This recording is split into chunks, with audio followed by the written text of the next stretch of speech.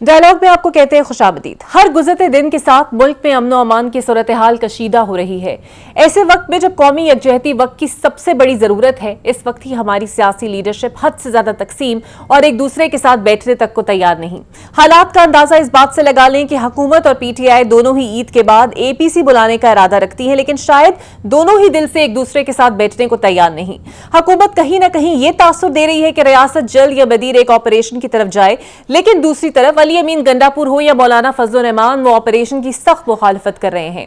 अली अमीन तो यकीन की हद तक मुतमईन है कि अगर उन्हें इजाजत दी जाए तो वो तालिबान को मेज पर भी ले आएंगे और मुतालबात भी बनवा लेंगे। यहां अब सवाल यह है कि मुसलसल गुजारिशात और पैगामात के बाद भी विफाक सूबाई हुकूमत को बातचीत की इजाजत क्यों नहीं दे रहा और इजाजत न देने के पीछे क्या मुहर्रिकात हैं। खबरें यह भी है कि तहरीक इंसाफ एस्टैब्लिशमेंट के साथ ताल्लुकात बेहतर करने के लिए कोशा है और मुहाजराई को खत्म करना चाहती है। जराए के मुताबिक यह अहम टास्क पीटीआई की क़यादत ने अपने इत्तेहादियों अल्लामा राजा नासिर अब्बास और महदूद खान अचकजई को दिया है और वो बानी पीटीआई को दर्जा हरारत कम करने के लिए कायल करेंगे। एक तरफ मामला यह है तो दूसरी जानिब हुकूमत ने एक मरतबा फिर इमरान खान की रिहाई को 9 मई की माफी से मशरूत कर दिया है। वज़ीर आज़म के मुशीर बराए सियासी अमूर राना सनाउल्लाह फरमाते हैं कि बानी पीटीआई अगर 9 मई के वाकयात पर सदके दिल से माफी मांग ले तो उनकी रिहाई मुमकिन हो सकती है। माजी में यही बात ख्वाजा आसिफ भी कर चुके हैं और डीजी ISPR ने भी कमोबेश यही बात की थी। अब यहाँ सवाल मसला सिर्फ माफी है या अगर बानी माफी मांग भी ले तो मामलात हल और सारे केसेस वापस हो सकते हैं। आज के डायलॉग में इन्हीं मौज़ूआत पर बात करेंगे। सबसे पहले मेरे साथ मौजूद होंगे नून लीग के सीनियर रहनुमा और वफाकी वजीर कैसर अहमद शेख साहब। बहुत शुक्रिया सर आपके वक्त का। कैसर साहब, आपको लगता है कि हुकूमत भी इत्तफाक़े राय की इसलिए संजीदा है क्योंकि इत्तफाक़े राय तो पैदा नहीं हो पा रहा? इन कैमरा इजलास हुआ, पीटीआई नहीं थी और पीटीआई इल्जाम लगाती है कि जब नवाज शरीफ साहब जेल में थे तो आप लोग बहुत ज्यादा मुलाकातें करते थे, 40 लोग एक एक वक्त में मुलाकात करने जाते थे, लेकिन अब तो अदालतों तक में बानी की जो है वो प्रेजेंस वीडियो लिंक के जरिए तक नहीं होती। बिस्मिल्लाहिर्रहमानिर्रहीम। मैं तो सुनता हूँ मुलाकात आम अक्सर जारी रहती है और जो भी जेल के कवानीन है उसके मुताबिक तो उनकी मुलाकात होती है। मुख्तलिफ लीडर्स जाके अपना पॉइंट ऑफ व्यू वहाँ जाके डिस्कस करते हैं और फिर आके मीडिया पे बताते हैं कि हम मुलाकातें कर रहे हैं। मैं समझता हूँ ये इतना कोई इम्पॉर्टेंट बात नहीं है। कितनी मुलाकात चाहिए उनसे?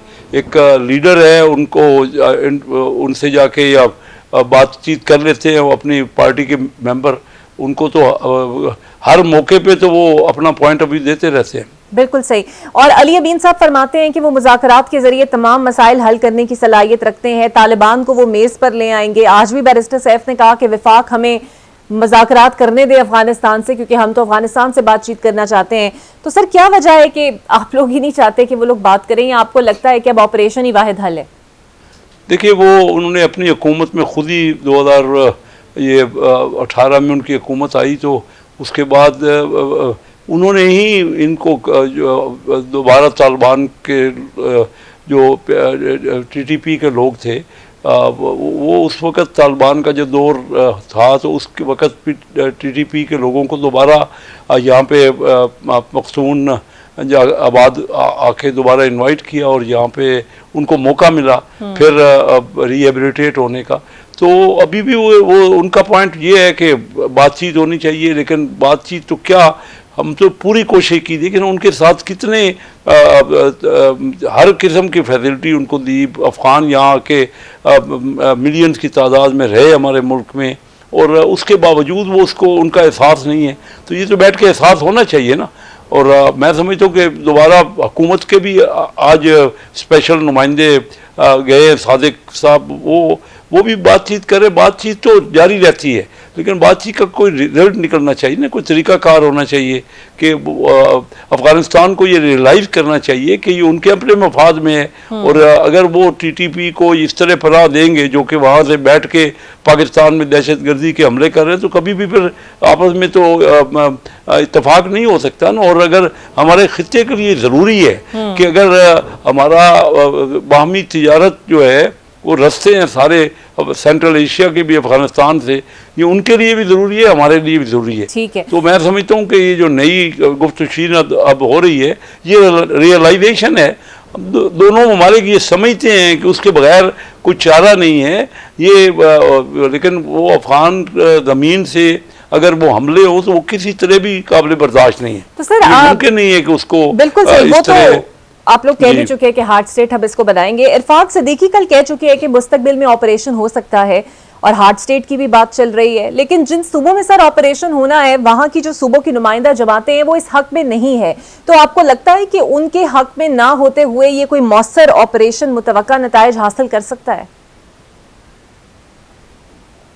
देखिए अभी कोई डिसीजन नहीं हुआ इस ऑपरेशन का, ये जो अभी नई लेटेस्ट डेवलपमेंट है आज ही की, तो ये मैं समझता हूँ कि खुश आइंद है। दोनों मुल्कों ने रियलाइज किया है ये जो कम अज़ कम अपनी ट्रेड शुरू कर रहे हैं, बॉर्डर खोल रहे हैं, तो ये एक नए सिरे से जब उनको समझ आई है कि पाकिस्तान एक हार्ड लाइन इसमें लेगा और सख्ती से इस पर अमल करेगा, वो नहीं इजाज़त देगा कि वहाँ से हमलावर यहाँ पे दहशतगर्द हमारे यहाँ हमला आवर हों वहाँ उनकी ज़मीन सरजमीन से, तो ये उनको भी रियलाइज़ हुआ है। और मैं समझता हूँ दोनों मुल्कों के मफाद में हमेशा यही रहा है कि आपस में तल्लुकात को अस्तवार किया जाए। और मैं महसूस करता हूँ कि अदरवाइज़ तो पाकिस्तान को स्ट्रॉन्ग एक्शन लेना ही पड़ेगा अगर ये मसले का हल नहीं निकलता और इसी तरह TTP के हमले जारी रहते तो और कोई ऑप्शन नहीं है फिर पाकिस्तान के बाद। और सर वजीर आजम ने भी अपनी APC ईद के बाद बुलाने का ऐलान किया है, ऑपोजिशन ने अपनी, लेकिन सर सवाल ये है कि बलूचिस्तान की जो कौम परस्त जमातें हैं जो कि हो सकता है ये कहती हैं कि वो खुद हकीकी तौर पर नुमाइंदा जमातें हैं बलूचिस्तान की, उनको आप लोग APC में दावत देंगे? जी मैं अभी कुछ उसके बारे में तो कुछ नहीं कह सकता क्योंकि ये तो एक डिसीजन होगा तो सब मिलजुल के फैसला होगा, लेकिन मैं ये समझता हूँ जो बलूचिस्तान की ये जमातें हैं उनको रियलाइज़ करना चाहिए कि फ्यूचर पाकिस्तान का है ही बलूचिस्तान। हम तो बलूचिस्तान के लिए काम कर रहे हैं, जितनी वहाँ मिनरल्स हैं अगर ये ज़्यादा फ़ायदा बलूचिस्तान को पहुँचना है, पाकिस्तान के सारा मिलजुल के हमने जो डेवलपमेंट का ज़्यादा प्रोग्राम हमारे हैं वो बलूचिस्तान में है। हम ये महसूस करते हैं कि बलूचिस्तान सूबे में तो बहुत ज़्यादा हम अब ये गवादर को हमने वज़ीर आज़म शहबाज शरीफ साहब ने तवज्जो दी है और 60% इंपोर्ट और एक्सपोर्ट पाकिस्तान के पब्लिक सेक्टर की उन्होंने ये फैसला हुआ है हुकूमत का कि गवादर के थ्रू होगी। गवादर को तो बहुत ज़्यादा फ़वाइद हासिल होने हैं इन फ्यूचर क्योंकि गवादर में पोटेंशियल भी बहुत है, वहाँ पे माइन एंड मिनरल्स है और वो सब हम देखिए आपस में ये गलत किस्म का उनको यंगस्टर्स को वर्गलाया जा रहा है। वो खुद समझ रहे हैं उनके क्या उनके अपने वज़ीर आज़म रहे बलूचिस्तान के, उनके सेनेट के चेयरमैन रहे, उनकी अपनी सूबाई असम्बली है और उसका पूरा तो उनका पूरे इख्तियारात है इस फेडरेशन में। और ये खा मखा जो बैरूनी ताकतें उनको इन्फ्लुएंस कर रही हैं, तो मैं समझता हूँ कि उनको रियलाइज़ होगा इस बात का और ये उनके अपने मफाद में है कि वो लॉ एंड ऑर्डर की सूरत हाल को कायम करें और गवादर को हम चाहते हैं कि ज़्यादा एक्टिव करें। देखिए गवादर एयरपोर्ट इंटरनेशनल एयरपोर्ट बन गया है और वहाँ पे हम चाह रहे हैं कि उनको सारी फैसिलिटीज़ मिले, ये ज़रूरी है सूबे के लिए जितनी। लेकिन आप लोग अभी इस पे सोच विचार कर रहे हैं। अच्छा सर, रारा सनाउल्लाह कहते हैं कि अगर इमरान खान साहब सदके दिल से माफ़ी मांगे तो उनकी रिहाई हो सकती है। माजी में ख्वाजा आसिफ भी कुछ ऐसी बात कर चुके हैं, तो इसका मतलब ये लिया जाए कि रियासत तैयार है कि अगर वो 9 मई पर माफ़ी मांग लेते हैं तो तमाम केसेस ख़त्म हो जाएंगे, उनकी रिहाई मुमकिन हो जाएगी? देखिए ये ज़रूरी है कि उनको वो रियलाइज़ करें। उन्होंने जो 9 मई में जो कुछ PTI का किरदार है और उनके वर्कर्स का वो किसी सूरत में काबिल कबूल नहीं है। उस पर अगर वो सच के दिल से ये महसूस करते हैं कि उनसे गलती हुई है, देखिए वो भी हमारे एक हमारी अंदर एक बहुत बड़ा PTI का मैंडेट है, तो हमारे साथ बैठे हैं कौमी असम्बली में, हम वहाँ बैठ के तो सर यानी रियलाइज कर ले, माफी मांग ले, तो आप लोग कोई रास्ता निकाल लेंगे रिहाई का? क्योंकि बादिल नजर में रिहाई तो अदालतों से मुमकिन होनी है, उनके माफी मांगने से हुकूमत कैसे रिहाई दिला सकती है? हुकूमत का भी तो उन कोर्ट्स में हुकूमत का रोल होता है ना, वहाँ पे वो अपनी तौर पे जो भी परसुएशन होती है, एक साइड तो हुकूमत का भी एक है ना। मकसद ये फैसला तो अदालतों ने करना है, लेकिन बात ये है कि जब आपस में रिकन्सिलिएशन होती है तो उसके मुताबिक अदालतें फैसला तो 9 मई का होना है ना, 9 मई कानून के मुताबिक फैसला होगा। लेकिन पहली चीज़ ये है कि वो इस बात को रियलाइज़ करे कि उन्होंने गलत काम की है। पाकिस्तान की सालमियत और पाकिस्तान के अफवाज के ऊपर अगर हमला हो तो वो किसी सूरत में कबूल नहीं है। और मैं ये महसूस करता हूँ कि PTI एक ऐसी इलेक्शन में जाते हैं और उनका एक बड़ी जमात है, पब्लिक में उनका असर है, तो वो मुल्क की सालमियत के लिए और हमारे डेवलपमेंट के लिए ज़रूरी है। जब से हम आपस में इख्तलाफ शुरू किया, एक वक्त था कि दुनिया हमारी तरक्की की तरफ देख रही थी, तो ये जो आपस में की है, हमने इलाके में भी मुखालफत की, एक अपनी पार्टियों के अंदर भी और बैरूनी दुनिया में भी, अपने बॉर्डर्स पे भी। तो जब तक रीजनल ट्रेड हमारे यहाँ नहीं बढ़ेगी, जैसे कि अभी आपके लिए अफगानिस्तान का हवाला दिया, और इसी तरह अपनी हमारी अंदरूनी जो है उस ज़रूरी है कि यगानगत कौमी असम्बली में हम बैठ के बात कर लें। और अगर देखिए जो कुछ हुआ है, जो 9 मई का, वो तो एक ऐसा वाक़या है जिसको किसी सूरत में उसको भुलाया नहीं जा सकता ना। लेकिन अगर वो रियली इसको समझते हैं और पूरे तौर पे सच के दिल से इसकी मादरत करते हैं, तो रास्ते तो निकलते रहते हैं ना। तो पॉलिटिक्स में रास्ता निकाल लेंगे उनको बाहर लाने के लिए। अदालतों ने करना है। हाँ, लेकिन आप लोग रास्ता क्यों नहीं निकालेंगे? मैं तो हमेशा कहता रहा, मैं तो हमेशा अपने हर प्रोग्राम में कहता हूँ कि टेबल पे बैठ के डायलॉग से हर वक्त जो भी कोई बैठता है ना, उसका फ़ायदा होता है। मैं अपने तजर्बे की बुनियाद पे आपसे पॉलिटिशियन कहता हूँ कि जब आप टेबल पे बैठते हैं तो कोई ना कोई राह निकलती है और एक दूसरे के साथ अंडरस्टैंडिंग होती है, कुर्ब आता है। हमेशा इस झगड़े में निकलता क्या है, चाहे आप किसी भी लेवल पे झगड़ा करें, ख़ानदान में करें, जिला कचहरी में करें, आप असेंबली में करें, तो क्या होगा? इस पे रास्ता निकालने को तैयार है। बहुत शुक्रिया कि एक वफाकी वजीर मेरे साथ मौजूद थे। देखते हैं कि वाकई कुछ ऐसा वक्त आएगा कि मानिए PTI सदके दिल से एहसास करते हुए माफ़ी मांगे और हुकूमत उनके लिए भी कोई रास्ता रिहाई का निकाल दे। ये तो वक्त ही बताएगा। एक ब्रेक लेते हैं, ब्रेक के बाद आपसे मिलते हैं। मेरे साथ मौजूद होंगी पाकिस्तान पीपल्स पार्टी की सीनियर रहनुमा शैला रजा साहिबा और सीनियर सहाफ़ी और तज्ज़ियाकार सज्जाद मीर साहब। आप दोनों का बहुत शुक्रिया। सज्जाद मीर साहब, सर आपके सामने जैसे मुल्क के हालात होते जा रहे हैं, आपको लगता है वक्त की जरूरत है कि एक जबरदस्त ऑपरेशन होना चाहिए या फिर मुज़ाकरात के जरिए मामला हल कर लेना चाहिए? देखिए, ये जो आप नाम ले रही हैं लोगों के, मैं इन पर अलग अलग गुफ्तगू नहीं करना चाहता। देखिए, ये महमूद खान अचकज़ई जो जिनको आजकल बहुत अहमियत दी जाती है, आदमी बुक्कल मार के बहुत मुअज़्ज़ज़ नहीं बन जाता। ये अब्दुल समद अचकज़ई के बेटे हैं ना जी, जिनको हम बलोची गांधी कहते थे और जिन्होंने पाकिस्तान बनने की मुखालफत की थी। अगर बाकी लोगों के भी कच्चे छठे में छान लग जाऊं तो आप कहेंगे कि मैं बात को बिल्कुल उल्ट समझ दे गया हूं।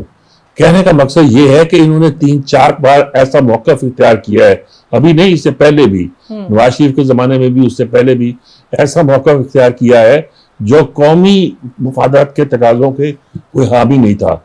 ये बहुत से लोग जो चाहते हैं मुज़ाकरात ना हो, कुछ किए जाए, ये तो इमरान खान फंस गया है। इमरान खान को किसने कहा था कि वो महमूद अचकज़ई को मुज़ाकरात की मैंडेट दे? उसको नहीं मालूम था कि वो तो एस्टेब्लिशमेंट के साथ दोस्ती का कायल ही नहीं है। वो तो किसी सूरत में भी एस्टेब्लिशमेंट के साथ ताल्लुकात को बेहतर करना चाहता ही नहीं होगा। देखिए, कुछ लोग हमारे यहाँ बड़े मुअज़्ज़ज़ बन जाते हैं, नवाज़ नसरुल्लाह से लेकर फजल रहमान साहब तक और बहुत से लोगों तक। लेकिन हमें तमाम सियासी लीडरों की जांच परख करनी चाहिए और देखना चाहिए कि उनका क्या किरदार रहा है और उनको किस अहमियत से वो माजी में कब कब क्या गए देखते रहे हैं। और अगर कोई किसी ने ऐसी बात हो कि कोई गलत तरीके के साथ उनसे मंसूब हो तो उसकी तलाफी भी स्टेज करती है, जैसे आज ही की है निशान इम्तियाज देकर जुल्फ़िकार अली भुट्टो साहब को। ये छोटी बात नहीं है। बात यह है कि आप क्या चाहते क्या हैं। आप बलूचिस्तान में कत्ल गारत हो रही है, आपको हजारों लोग मारे जा रहे हैं, हजारों लोग ही नहीं, पंजाबियों को पकड़ पकड़ के कत्ल किया जा रहा है। उससे पहले कराची से लोग लाए गए थे बलूचिस्तान में एक तब्दीली लाने के लिए, उन लोगों को कत्ल किया गया। यूनिवर्सिटी में कोई अच्छा उस्ताद जो था वो बाकी नहीं रहता था।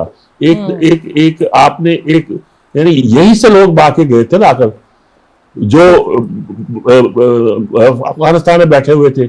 और उनको जब उनमें से एक साहब को पूछा गया कि बीमार हो गए और उनको घेराव कर लिया जलालाबाद में, जनरल शरफ कहते हैं जिन्हें, घेराव कर लिया तो, तो हुकूमत पाकिस्तान ने कहा कि ये हमारा शहरी है, इसको बचाओ। और जब बचाया गया, उससे पूछा गया तुम कहाँ जाना चाहते हो, उसने कहा कि मैं इलाज के लिए इंडिया जाना चाहता हूँ।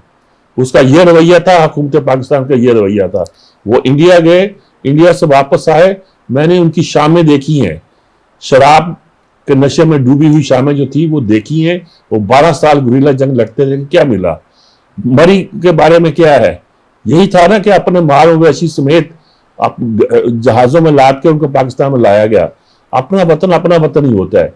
अब आपको नई नई सूझ है कि वहां से कुछ अब अफगान आ रहे हैं और आप सियासत करना चाहते हैं कि वहां से चूंकि पख्तून स्पीकिंग आ रहे हैं तो शायद आपकी कॉन्स्टिट्यूंसी मजबूत हो जाए और आप बलोचों को कुछ शिकस्त दे सको। ऐसा हुआ नहीं करता। ये सारा जो कुछ हो रहा है ये सियासी नहीं है, ये बल्कि बिल्कुल इक़्तिदार की एक जंग है जो लड़ रहे हैं। आप उसको पीटीआई के बानी को भी धोखा दे रहे हैं, दूसरे लोगों को भी चक्कर दे रहे हैं। आपका कोई पॉइंट ऑफ व्यू नहीं है, कोई मौक़िफ़ नहीं है। जितने लोग हैं, मैं देखूंगा जिस दिन मौलाना फजल रहमान जो है वो तलवार लेके ऊंट पे बैठकर इस्लामाबाद की तरफ मार्च करेंगे। वो बहुत समझदार सुलझे हुए आदमी है, वो सोच समझ के ही किसी बात को कदम उठाएंगे। ऐसी बात नहीं होती कि आपने ऐलान कर दिया। आपने ऐलान किया, जितनी सख्त मौक़िफ़ इख्तियार किया कम लोगों ने किया, लेकिन असेंबली का इजलास हुआ, वो आ गए, असेंबली के इजलास पे बैठ गए, कार्रवाई शुरू की।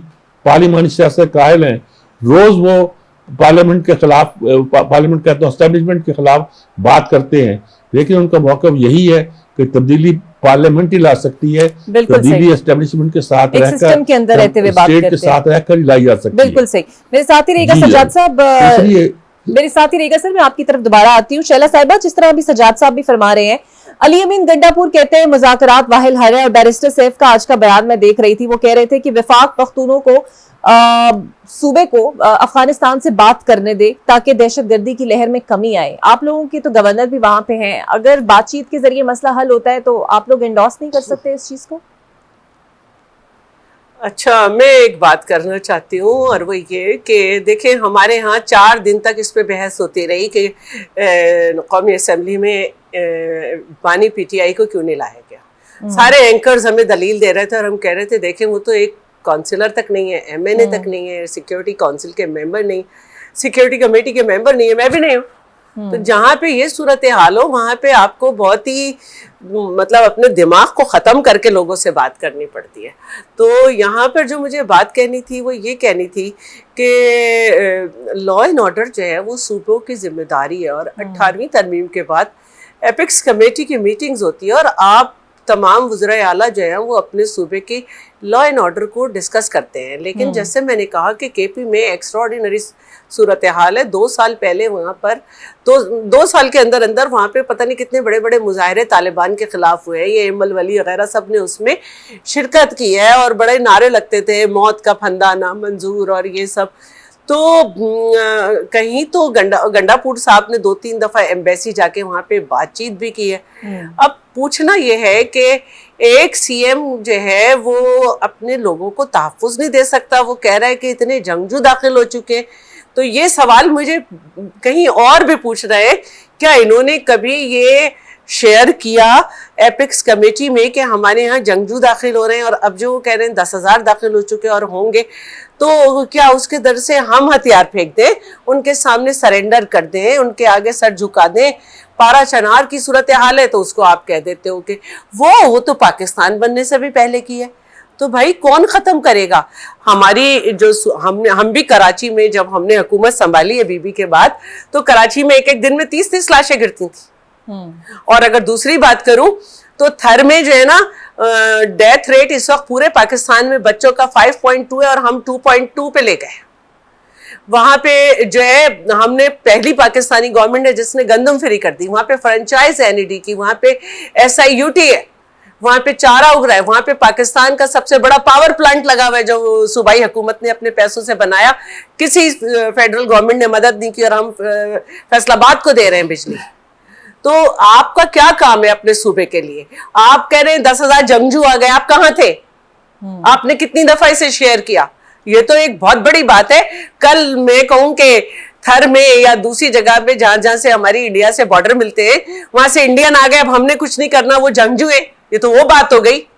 बिल्कुल सही है। तो जहां तक बैरिस्टर गौहर की बात है, उन्होंने उससे पहले भी डिफरेंट बयानात दिए और अमीन अली गंडापुर अलग पेज पे हैं, पूरी पार्टी मुख्तलिफ पेज पे, जितनी शख्सियात जो हैं वो स्पोक्स पर्सन के तौर पे आ रही हैं, हर एक की अपनी राय है और अवाम जीना चाहती है। और उसकी मिसाल ये है कि अवाम ने ऑपरेशन राय रास्त में पाकिस्तान पीपल्स पार्टी ने जब मुल्ला सूफी से कॉन्ट्रैक्ट साइन किया तो अवाम बहुत खुश हुई, हथियार और हाथ के दरमियान फासला आया। लेकिन जब मुल्ला सूफी ने अपना माहिदा तोड़ा तो पाकिस्तान की तारीख की सबसे बड़ी इंटरनल एक डिस्प्लेसमेंट या इंटरनली हिजरत हुई और फिर हमने मालाकंड में पाकिस्तान का झंडा लहराया। अवाम ने तो उस वक्त बता दिया था कि वो जीना चाहती है और हम चाहती है और अब भी चाहती है, वो तो अब भी चाहती है। सजाद बीर साहब, जिस तरह ये फरमा रही हैं, अभी आप मौलाना साहब की भी सर बात कर रहे थे, लेकिन वो भी ऑपरेशन की मुखालफत करते हैं जिस तरह गंडापुर साहब करते हैं।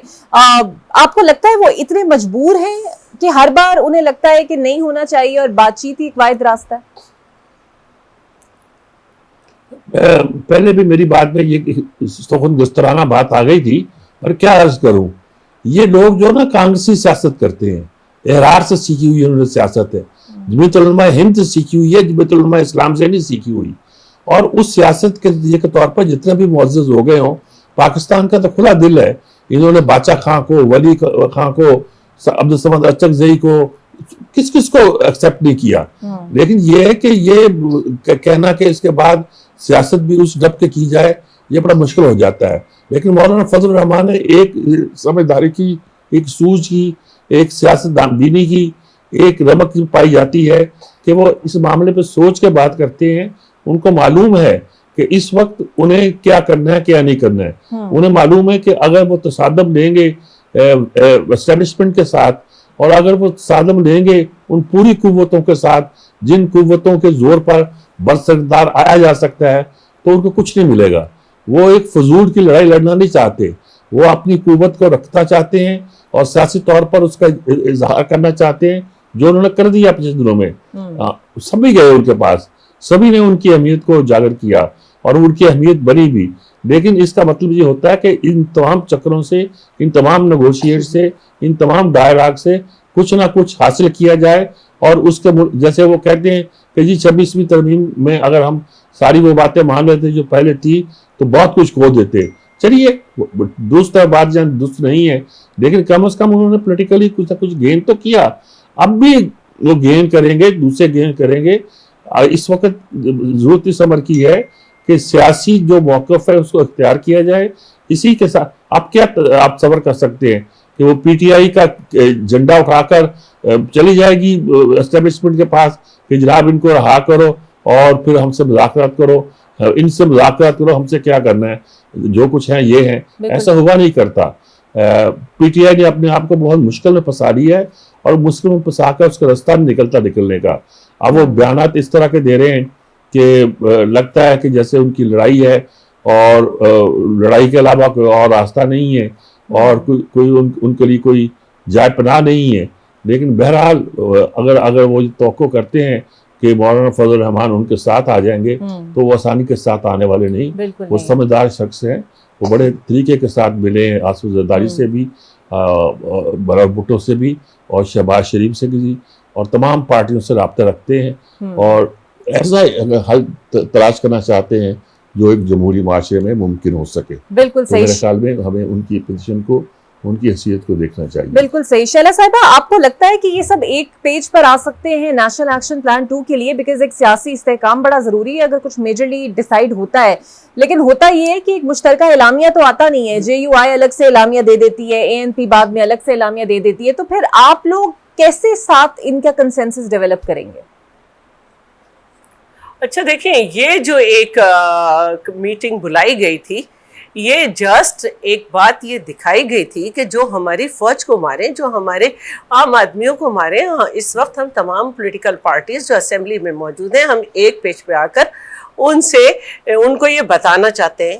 उसमें कोई एक नई बात नहीं थी जिसपे कोई इस किस्म की बात आई रही। मैंने आपसे कहा बात कि कोई गवर्नमेंट ऐसी नहीं रही जिसमें बलोच से या तालिबान से बात ना की हो।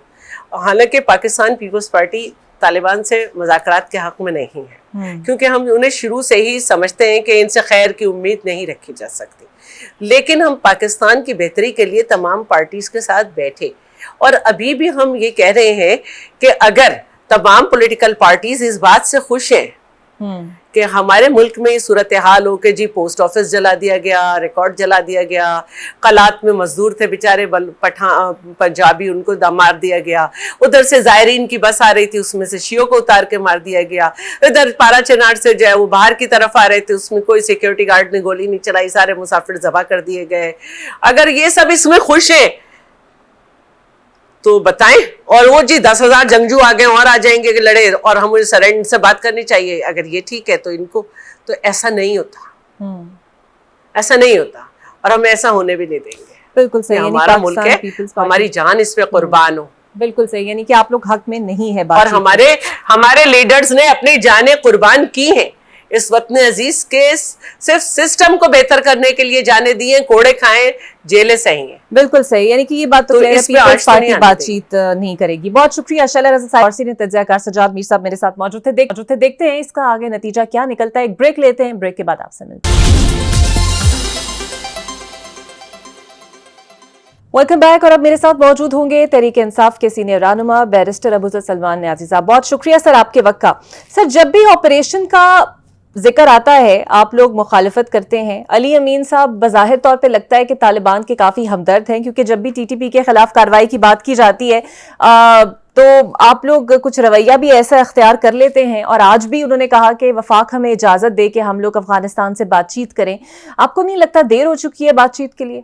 देखें, बातचीत अफगानिस्तान से करने की है अली अमीन साहब ने। इशू ये नहीं है, इशू ये है कि हमने पिछले 10 से 15 साल तकरीबन इस एरिया में हमने पूरी जंग लड़ी। उसके अलावा हमारे अफगानिस्तान से ताल्लुकात भी खराब हुए।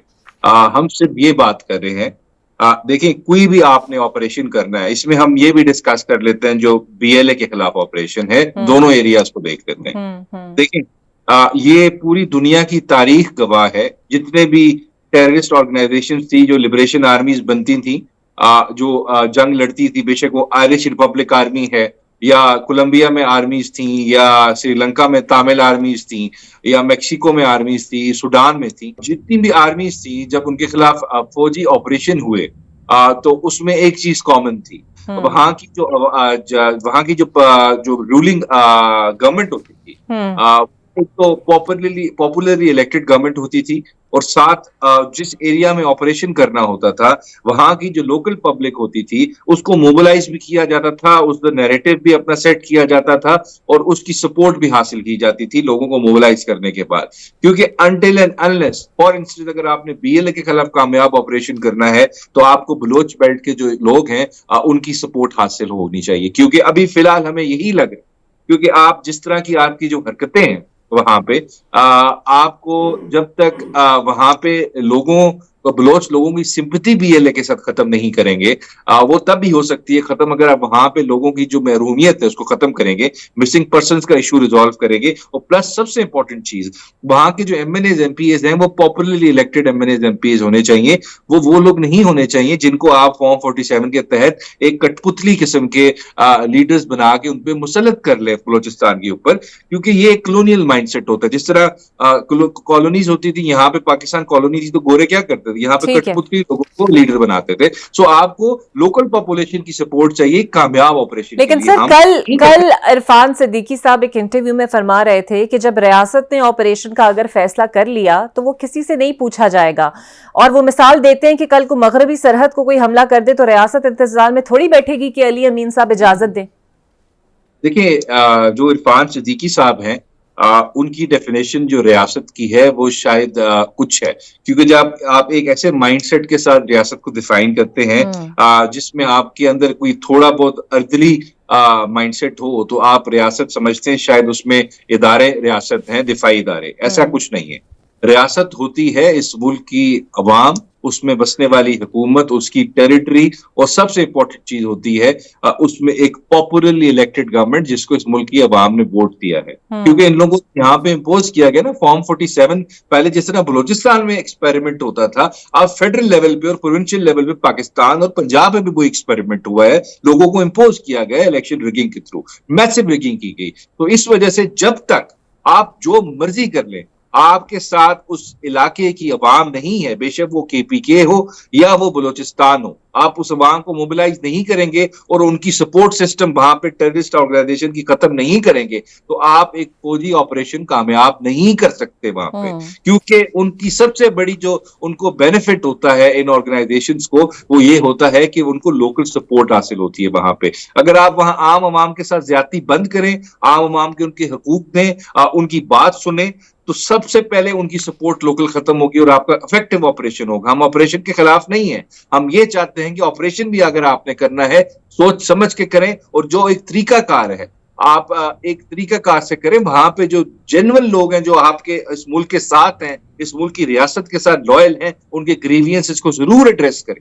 अगर एड्रेस अच्छा के बगैर जब आप लोगों के इतने कंसर्न्स हैं और आप लोग इतने मुखालिफ भी नहीं है, बिकॉज लग ऐसे रहा है कि शायद कौमी सलामती के मामले पर भी आप लोगों की पोजीशन कुछ गैर वाज़ेह सी है, कोई कुछ कह रहा है, कोई कुछ कह रहा है, लेकिन सर ईद के बाद अगर एपीसी हुकूमत बुलाती है तो क्या आप लोग शिरकत करेंगे? क्योंकि आप लोग तो पहले ही कह चुके हैं कि अगर हम करेंगे एपीसी तो हुकूमत को नहीं बुलाएंगे। देखें, एपीसी अगर आपने करनी है, आप पहली बात है क्यों एपीसी कर रहे हैं? एपीसी इस वजह से कर रहे हैं कि सारी मुल्क की जितनी पॉलिटिकल फोर्सेज हैं वो सब बैठे हैं, उस पे एक कंसेंसस डेवलप हो और उसके बाद फौजी ऑपरेशन स्टार्ट हो।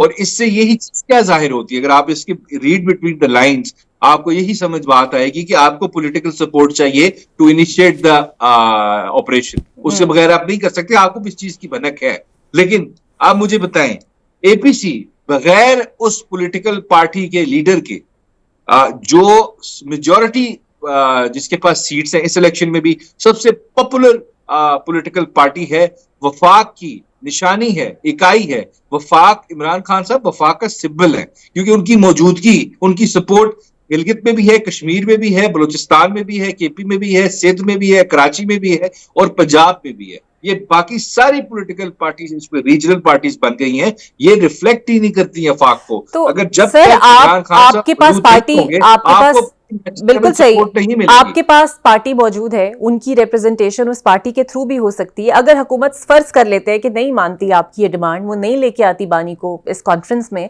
तो आपको नहीं लगता बानी को आपको जिद का मसला या अना का मसला नहीं बनाना चाहिए, कौमी सलामती को प्रेफरेंस पे रखना चाहिए? मौजूदगी उनकी अना का मसला है, उन लोगों की जो उनकी तस्वीर पे पाबंदी लगाते हैं, पहले उनकी आवाज पे पाबंदी लगाते हैं, और उसके अलावा उनकी नाम लेने पे पाबंदी लगाते हैं, ये उनकी अना का मसला है। मैं आपको बताता हूँ क्यों। अगर इन्होंने हमारे किसी सियासी बंदे की अभी तक 25 हफ्ते हो गए मुलाकात नहीं होनी थी इमरान खान साहब से, हम क्या उनसे मशवरा करें? पहली बात यह है, जब इनको अपना काम होता है तो ये सुबह 7 बजे भी अडयाला खुलवा लेते, मुलाकात करवा देते। लेकिन जब अगर आपकी नजर में ये मुल्क का सबसे बड़ा मसला है इस वक्त एपीसी जो है, उसमें फैसला लेना, तो आपकी इतनी ईगो है कि आप उसमें इमरान खान साहब की मौजूदगी को क्यों इंश्योर नहीं कर सकते? कोई बड़ी बात नहीं है। आपकी तो सीरियसनेस का लेवल ये है ना, आप जिसको अपने फाउंडिंग फादर कहते हैं मियां नवाज शरीफ साहब, वो तो उसमें जाना पसंद भी नहीं करते। आपकी सीरियसनेस कहां गई इस पे? अगर आपको सीरियसली एपीसी में कुछ फैसला लेना है और आपको पूरे पाकिस्तान में पॉलिटिकल सपोर्ट चाहिए इस ऑपरेशन के लिए, तो आपके लिए इमरान खान साहब का होना बहुत जरूरी है। अदरवाइज आपको पॉलिटिकल सपोर्ट नहीं मिलेगी, आवाम की सपोर्ट नहीं मिलेगी, कोई अप्रिशिएट नहीं करेगा इस ऑपरेशन को, क्योंकि आप चाहते हैं इस ऑपरेशन को करना एक मार्शल माइंडसेट के साथ, एक पॉलिटिशियन माइंडसेट के साथ, एक लीडर जो एक विजनरी हो उसके माइंडसेट के साथ अगर मसले को रिजॉल्व करेंगे तो हमेशा के लिए रिजॉल्व होगा, एवरलास्टिंग इटर्नल सॉल्यूशन होगा। अदरवाइज आप आएंगे, लोगों को उठाएंगे, अरेस्ट करेंगे, ऑपरेशन करेंगे, फिर वो मसला वापस आ जाता है। तो आपको नहीं लगता कि मौलाना फजल रहमान ने आप लोगों से गिला किया कि आप लोग एक तो इजलास में आए नहीं, दूसरा उन्हें एतमाद में भी नहीं लिया, और आप लोग एक अलायंस बनाने का भी इरादा रखते हैं? उनको एतमाद में लेना चाहिए था, कम से कम एक फोन कॉल करके बता देते, क्योंकि वो कहते हैं कि हमें भी इत्तेहाद की संजीदगी का अंदाजा रहता है इस तरह।